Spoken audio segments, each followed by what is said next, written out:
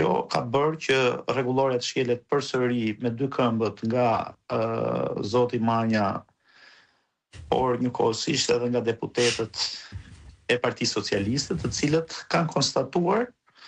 dhe nxorën 6 deputet që i dënuan me 30 ditë. Dhe ky është paradoksi më i madh kur jemi në një situatë në cilën realisht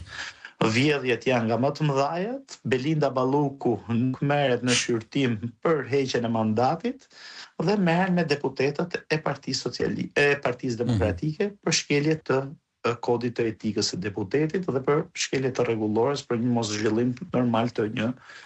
seance plenare. Kjo është e tmerrshme të shikosh kur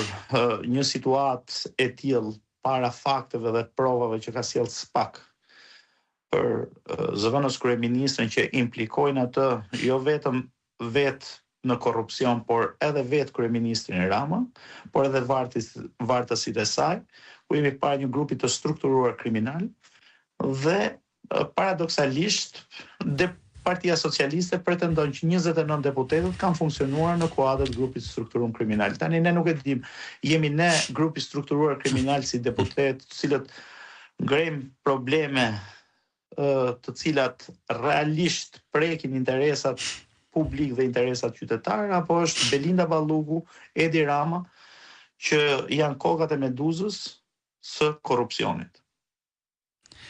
Faktet që kanë dalë në fakt këto ditët e fundit kanë konfirmuar atë që shumë zëra thoshin deri tani. Pas njerë më parë opinioni publik nuk i ka parë të rreshtuara në këtë mënyrë, jo nga fjalët e opozitës apo të gazetarëve, të analistëve, por nga dosjet e SPAK-ut. Ka një tronditje, duhet thënë, të opinionit publik.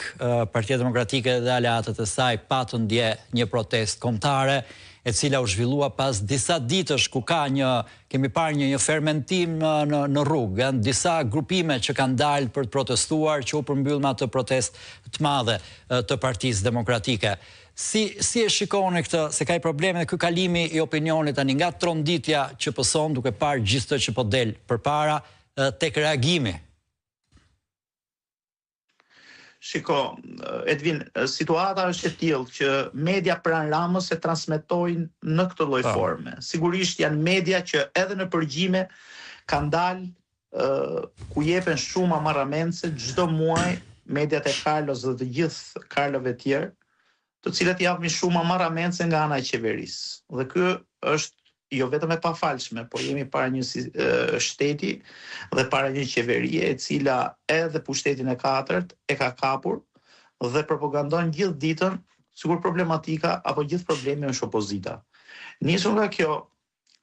vjedhjet janë maksimale dhe ju siç e keni parë nga dosjet e